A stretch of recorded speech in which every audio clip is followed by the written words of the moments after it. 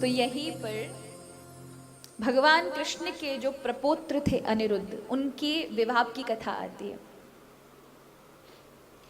देखिए, वैसे तो आप हमेशा मेरे से कथा सुनते हैं, लेकिन भागवत की कुछ कथाएं रह जाती हैं, पूरी कथा तो नहीं हो पाती।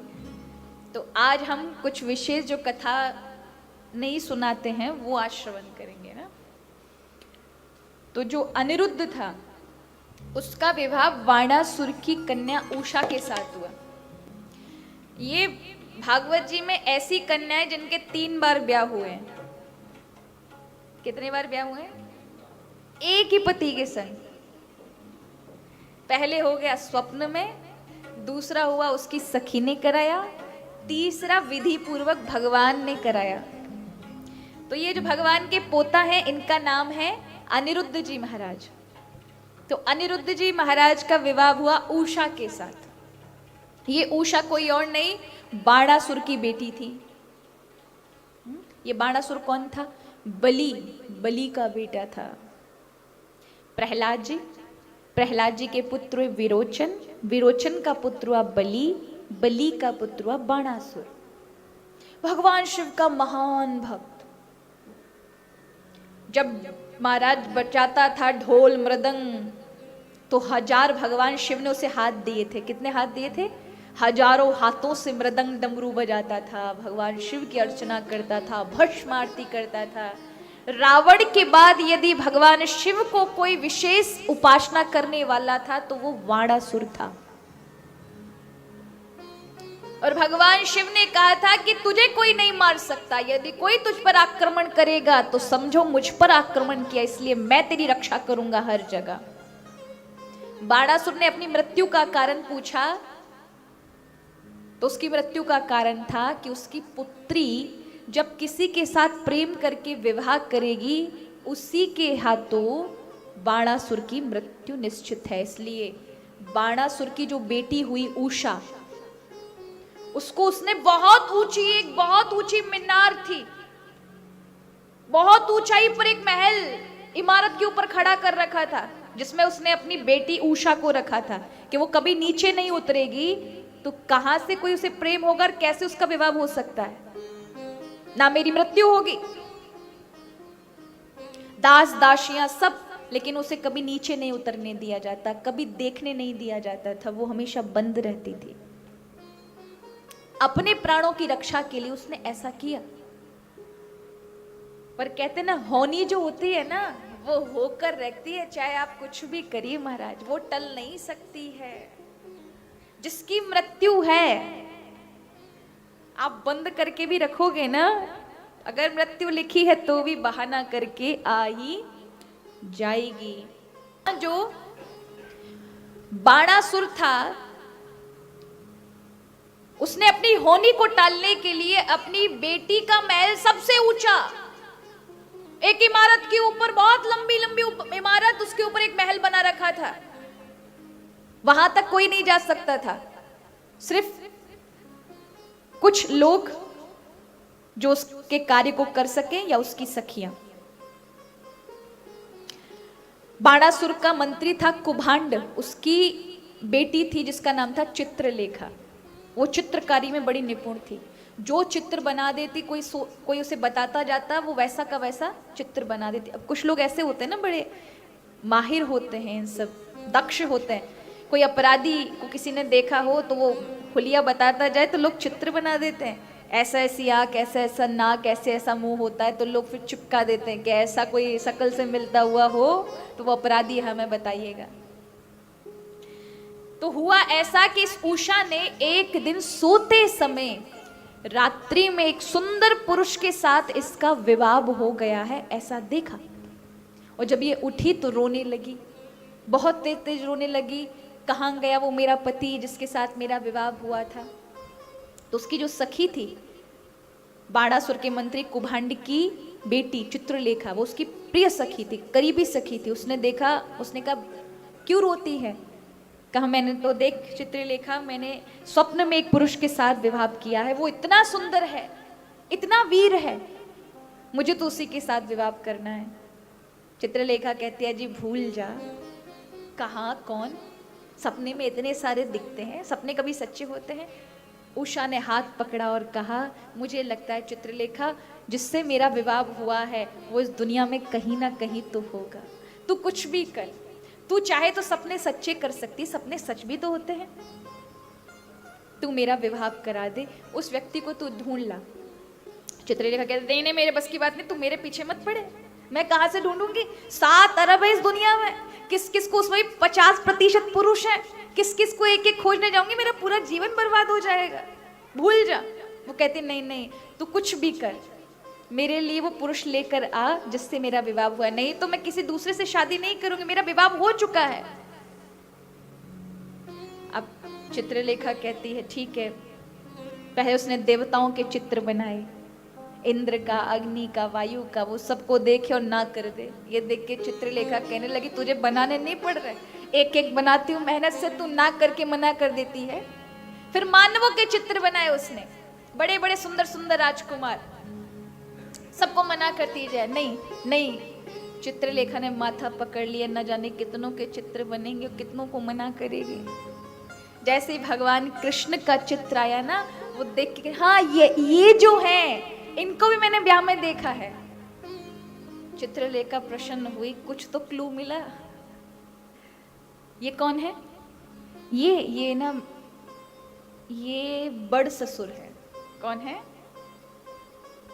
मेरे ससुर के भी पिता। अच्छा, मतलब ये तेरे बड़ ससुर हैं, तो उनका बेटा, उनके बेटे के साथ तेरा ब्याह हुआ है। ये नहीं होने वाला, मैं तो नहीं बनाने वाली। जानती है जिनको तू देख के अभी कह रही है बड़ ससुर, इनके ब्याह कितने हुए हैं? 16,108, सबके 10-10 पुत्र, फिर उनकी भी पत्नियां, उनके भी 20-20 पुत्र। कहां तक खोजूंगी? और कौन से वाले से तेरा ब्याह हुआ है? मैं तो पागल हो जाऊंगी बना करके, मैं नहीं बनाऊंगी। पकड़ लेती, अरे इतने तक तू सीधे सीधे पहुंच गई, कुछ और ही तो दूरी है, कर देना। चित्रलेखा अब अपनी सखी को उदास नहीं करना चाहती थी, उसने बनाया। पहले प्रद्युम्न जी का चित्र बनाया, भगवान कृष्ण के पुत्र का। देख करके कहती है, ये जो है ना, ये मेरे वाले के ससुर हैं। अच्छा, पक्का तुझे पता है ये तेरे ससुर हैं? हाँ, मैंने इनको स्वप्न में देखा था। तो आसान है, अभी बताती हूँ। अनिरुद्ध का चित्र बनाया, ये तो देख करके हृदय, हाँ यही है मेरा वाला। तो कही, ये तो यदुवंशी अनिरुद्ध है। उषा कहती है, इसको ले आ। बोले, अच्छा, ये ऐसे कह रही है जैसे कि मार्केट से 1 किलो पेड़े लेके आने हैं। यदुवंश का राजकुमार है, जाऊंगी तो पकड़ी जाऊंगी, और यहाँ सोड़ितपुर में उसे कहां से लेके आऊंगी? अब वो चित्रलेखा को, वो बहुत मायावी थी, कुभांड की बेटी थी ना, उसको बड़ी माया थी, वो आकाश में जा सकती थी, कहीं भी जा सकती थी, उस पर ये शक्ति थी। उषा कहती है, तू मेरी सखी है, तेरे पास इतनी सारी शक्तियां हैं, तू कुछ भी कर, उसको तू ले आ, नहीं तो मेरे प्राण निकल जाएंगे। अब चित्रलेखा अपनी सखी की बात को देख करके, कहीं ये मर ना जाए, तो जाती है आकाश मार्ग से द्वारिका की ओर। अब रात्रि में जैसे ही पहुंची, उसने सोचा दिन में जाऊंगी तो लोग देख लेंगे, रात्रि में चोरी करने जाऊंगी। अब बताओ, पहली लड़की है जो वर की चोरी करने जाएगी, अपहरण, अनिरुद्ध का अपहरण करने के लिए। जैसे ही रात्रि में वो द्वारिका के समीप आई, उसने देखा सुदर्शन चक्र पूरी द्वारिका की रक्षा कर रहा है। उसने कहा, अरे अगर यहाँ पे मैंने थोड़ा भी घुसपैठ करी ना, ये चक्र काट देगा मेरी गर्दन, क्या करूं? सोच विचार करे कि अंतरिक्ष मार्ग से देवर्षि नारद आ गए। देवर्षि नारद ने देखा, नारायण नारायण, ये छोरी तो मैंने कहीं देखी है। नजदीक आ गए, ए कन्या, तुम्हें मैंने कहीं देखा है, तू सोड़ितपुर के बाणासुर के कुभांड की बेटी है, चित्रलेखा। वो कहती है, हाँ हाँ देवर्षि नारद प्रणाम। तू यहाँ द्वारिका में सोड़ितपुर से क्या कर रही है? अब चित्रलेखा ने सोचा कि यदि मैंने ये कह दिया, कुछ और बातें कही, तो ये मानने वाले नहीं, अंतर्यामी है, सब जान लेंगे, इसलिए इनसे क्या छुपाना, सब कह दो। और ये तो वर्तमान अखबार हैं, अगर नहीं बताया तो अभी की अभी अपडेट कर देंगे कि सोड़ेतपुर की बाड़ासुर के मंत्री की कन्या यहां द्वारिका में बाहर दरवाजे पर मध्य रात्रि पे खड़ी थी, तो सब जगह अफवाह फैल जाएगी, इसलिए बताना ठीक है। नारद जी से कहती, देवर्षि नारद जी, बात ऐसी है, जो हमारी सखी है ना उषा, बाड़ासुर की पुत्री, उसका स्वप्न में विवाह हुआ है। अब वो रो रही है, प्राण त्याग देगी कि उस पुरुष को चाहिए। वो पुरुष कोई और नहीं, भगवान का पौत्र है, अनिरुद्ध।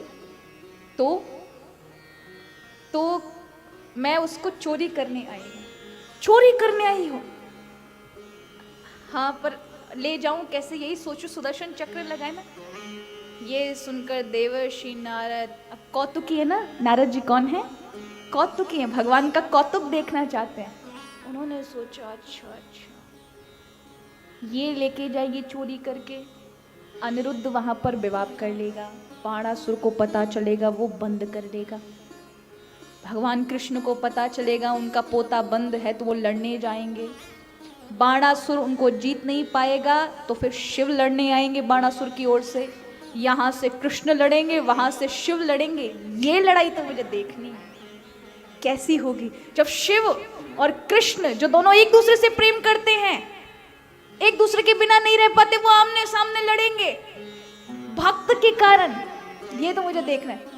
मन में सोच लिया। नारद जी कहते, हाँ देख, मैं करूंगा तुम्हारी मदद ना, वो बेटी है, उसको उससे मिलवाना चाहिए जिससे वो प्रेम करती है, मैं इस चीज में सहायता करूंगा तुम्हारी। तो कहा, सुदर्शन को चक्र को रोक दीजिए देवर्षि जी। तो चिंता मत करो, मैं जाता हूँ। सुदर्शन चक्र परिक्रमा लगा रहे थे पूरे द्वारिका की रक्षा के लिए।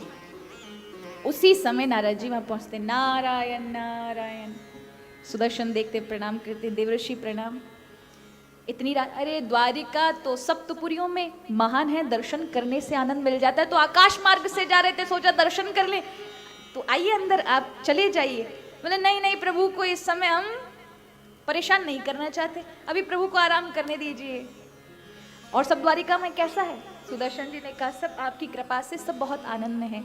अभी क्या है देवर्षि जी, मैं अभी ड्यूटी पे हूँ, अभी काम पे हूँ, बाद में फिर मिलकर के बातचीत होंगी। अभी मुझे क्षमा करिएगा, थोड़ा सा मुझे कार्य है, अभी मैं थोड़ा सा अपने कर्तव्य का पालन कर रहा हूँ। नारद जी ने हाथ पकड़ा, सुदर्शन क्या सोचते हो तुम रक्षा कर रहे हो द्वारिका की? अरे हमारा तो ये एक झूठा सा अभिमान है कि हम रक्षा कर रहे हैं, रक्षा करने वाला तो द्वारिकाधीश है, हमारी और आपका भी रक्षक वही है, इसलिए उसके ऊपर छोड़ो। आइए तनिक 2 मिनट का सत्संग कर ले। भगवत नाम में ही सब कुछ है, जीवन में कर्म तो होते रहते हैं पर सत्संग कभी नहीं होता, इसलिए सत्संग एक घड़ी आदि में पुनियाद, तुलसी संगत साधु की हरे कोटि अपराध। चलो सत्संग कर लो, ये काम तो होते रहते हैं, इस अभिमान में बिल्कुल मत रहना कि तुम रक्षा कर रहे हो। अरे वो हमारा रक्षक है, कृष्ण सब कुछ अपने आप करते हैं, इसलिए बैठो सत्संग करो। बैठ करके बातें करने लगे। अब गई चित्रलेखा अंदर, अनिरुद्ध के कक्ष में उसने देखा पलंग पर अनिरुद्ध लेटे हुए हैं। इतना सौंदर्य, इतना लावण्य, इतना पौरुष देखा, इतनी वीरता को देख करके चित्रलेखा कहने लगी, उषा ने पसंद तो बहुत अच्छी की है, ये तो बहुत बड़ा वीर है। बगल से बहुत सारे शस्त्र रखे थे अनिरुद्ध के, उसने सोचा अगर थोड़ा भी मैंने हलचल मचाई नहीं, अपने शस्त्र उठा के मुझे मार डालेगा, तो उसके पहले सारे शस्त्र अलग कर दिए और पलंग के साथ सोते हुए अनिरुद्ध को ले गई। नारद जी ने देखा आकाश में से जा रही है पलंग को लेकर के, और जैसे ट्यूबलाइट जाती हुई देखी ना, नारद जी ने काम तो हो गया, वो तो गई। कहते अरे सुदर्शन देखो, अपने कर्तव्य का पालन करना चाहिए, क्या तुम यहाँ बैठे बैठे बातें कर रहे हो? कल को कुछ हो गया द्वारिका में, कोई चोरी वोरी हो गई, तुम हमारे माथे पे दर्द होगे, तुम्हारे अपने कर्तव्य का पालन भी करना चाहिए ना, अब जाओ अपने काम पे लगो। नहीं नहीं देवर्षि आपने तो कहा, अरे हम तो बाबा जी लोग हैं, हम पे काम ही क्या है, हम तो हमेशा ही बोलते हैं, अपना काम देखो, तुम्हें भी अपने कर्तव्य का कुछ तो ध्यान रहना चाहिए ना। सुदर्शन कहने लगे बड़े अजीब है देवर्षि, अभी तो कह रहे सत्संग, अभी कह रहे कि काम पे लगो। ठीक है, जैसा आपको प्रणाम, हम अपने कर्तव्य का पालन करें। देवर्षि नारायण नारायण नारायण कहते हुए चले जाते हैं। यहाँ चित्रलेखा लेकर के आ जाती है अनिरुद्ध को, और जैसे ही अनिरुद्ध को लेकर आती है, उषा देख करके महाराज बड़ी प्रसन्न होती है। चित्रलेखा कहती है इसको एकदम से मत जगा देना, नहीं तो चारों ओर पता चल जाएगा, तुम्हारे पिता को पता चल जाएगा तो बड़ा अनर्थ हो जाएगा। अनिरुद्ध जब जागता है तो बड़ा क्रोधित होता है, तुम मुझे यहाँ कैसे ले आई। तब चित्रलेखा उषा आदि समझाती है। कुछ दिन के बाद अनिरुद्ध को उषा से अनुराग हो जाता है और वहां दोनों का विवाह चित्रलेखा करा देती है। अब भगवान इतने पूरे 6 महीने व्यतीत हो गए इस बात को। उषा अनिरुद्ध के साथ वाडासुर के महल में रहती है, लेकिन भगवान के परिवार को कोई खोज खबर नहीं। क्यों? इतने सारे पुत्र हैं, गिनती में नहीं थे महाराज। कौन खो गया, कौन है। एक दिन वाडासुर के जो लोग थे, दास दासी, उन्होंने कहा अपने महाराज से, महाराज हमें आपकी बेटी के लक्षण कुमारी के ना दिखकर श्रीमती के दिखते हैं। वो सारा श्रृंगार श्रीमतियों जैसा करती है, लगता है कोई पुरुष है उसके पास। वाराणासुर कहता है ऐसा नहीं हो सकता, इतनी ऊंचाई पर कौन जा सकता है, और वो भी इतने पहरे में। जाता है और अचानक अनिरुद्ध को देख लेता है तो क्रोधित हो जाता है। अब उसे लड़ नहीं सकता था, पता है इससे मेरी मृत्यु हो जाएगी, तो उसने जेल में डाल दिया उसे, कारागार में।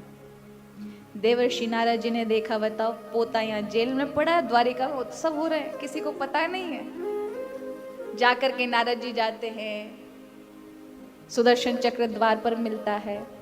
देवर्षि कहते हैं नारायण नारायण, आज हम जाएंगे अंदर, पूरा टाइम लेकर आए हैं, समय लेकर आए, आज आशीर्वाद देंगे भगवान के सारे पुत्रों को। जाते हैं देवर्षि नारद प्रभु से, कहते प्रभु आज मेरा मन था कि आपके सारे पुत्रों को देखना है, सबको आशीर्वाद देना है। प्रभु ने कहा ये तो हमारे लिए आनंद की बात है देवर्षि, सबको बुलाओ। सब आ गए महाराज, सबको आशीर्वाद दिया। नारद जी ने कहा वो अनिरुद्ध नहीं दिख रहा यहाँ पर, वो अनिरुद्ध कहाँ है। देखा अनिरुद्ध कहाँ गया, भगवान कृष्ण कहते अनिरुद्ध कहाँ है। सबने देखा, वो तो कई दिनों से है ही नहीं, उसको किसी ने नहीं देखा। अब तो माता आदि जितनी रानियां थी सब विलाप करने लगी, अरे गया कहाँ बालक, वो तो कभी द्वारिका से बाहर बिना कहे जाता नहीं, इतने महीनों से गायब और किसी को पता तक नहीं, कहाँ गया अनिरुद्ध। रोने लगे, विलाप करने लगे। भगवान कृष्ण आते हैं देवर्षि के पास और कहते हैं देवर्षि अच्छा सच सच बताओ कहाँ है अनिरुद्ध। देवर्षि कहते हैं प्रभु आप तो अंतर्यामी, आप तो सब जानते हैं। बोले हम सब जानते हैं, लेकिन हम आपसे पूछना चाहते हैं अनिरुद्ध कहाँ है। प्रभु वो ना बाणासुर जो है उसकी कैद में, उसकी कैद में। हाँ, फिर बताया, पूरी कथा बता दी। उषा के साथ विवाह हुआ, चित्रलेखा ले गई है, बालक की चोरी हो गई हमारी द्वारिका से। सुदर्शन कहाँ है? सुदर्शन तुम्हारे होते चोरी कैसे हुई? तुम सो रहे थे? नहीं प्रभु, मैं तो 24 घंटे उपस्थित रहता हूँ सेवा में। तो तुम्हारे होते चोरी कैसे गई? सुदर्शन नारद जी की ओर देखने, अच्छा सत्संग जो करा रहे थे ना उस दिन, ये महात्मा जी खेल खेल गए हमारे साथ। हाँ, हमको बिठा कर ये चोरी का पूरा जो प्रकरण है ना, ये इन्होंने करवाया। नारद जी देखते सुदर्शन को, देख रहे हैं घूर कर, कहते अरे अरे प्रभु जी इसमें सुदर्शन की क्या व्यक्ति, देखो जब हार थक जाता है कहीं ना कहीं विश्राम कर ही लेता है, इसमें सुदर्शन की क्या गलती है, हो ही जाता है। अब आप देखो यहाँ इन पर गुस्सा उतारने से अच्छा है बेटे को वहां कैद से किस तरह से निकलवाना, उस पर विचार किया जाए। सुदर्शन को छोड़ो, उससे हो गई गलती, प्रभु क्या होना है। यहाँ प्रभु ने तुरंत सेना को सजवाया और गए सोडितपुर। बाणासुर लड़ने के लिए आता है, पर भगवान कृष्ण से वो लड़ सकता है? वो अखिल ब्रह्मांड नायक है, उसकी शक्ति क्षीण होने लगी। दौड़कर अपने अंतपुर में जो उसका मंदिर था शिव का, वहां जाता है, रोता है। भगवान शिव कैलाश पर्वत से अपनी सेना को लेकर के भगवान कृष्ण से लड़ने के लिए आते हैं, अपने भक्त के लिए। और नारद बैठकर ऊपर से यही तो सब देखना चाह रहे थे। तो यहाँ फिर वैष्णव ज्वर भगवान कृष्ण के द्वारा भगवान शिव माहेश्वर ज्वर भेजते हैं। माहेश्वर गर्म बुखार होता है, बहुत तेज गर्म बुखार। तो भगवान कृष्ण ने वैष्णव ज्वर भेजा, ठंडा ज्वर, जिसने माहेश्वर ज्वर को शांत कर दिया। और फिर बहुत तेज लड़ाई होती है। यहाँ भगवान कृष्ण बाणासुर की जो 1000 भुजाएं सबको काट देते हैं, सिर्फ 4 भुजाएं रहती हैं। तब शिव आकर रोक लेते हैं, प्रभु ये भी देखिए, ये मेरा प्रिय है, इसे मत मारिए। प्रभु शिव जी को हृदय से लगाकर कहते हैं, आप भी तो मेरे ही स्वरूप हैं, मैंने इसे अपना चतुर्भुजी रूप दिया है। और ये क्योंकि प्रहलाद का वंशज, और मैंने प्रहलाद को वचन दिया था कि तुम्हारे वंश में मैं किसी की हत्या, किसी को नहीं मारूंगा, किसी का वध नहीं करूंगा, इसलिए इसे मैं नहीं मार सकता। लेकिन इसे मैंने अपनी वैष्णवता प्रदान कर दी है, अब ये अपना जीवन अच्छे से जी सकता है, इसको प्राणदान दिए।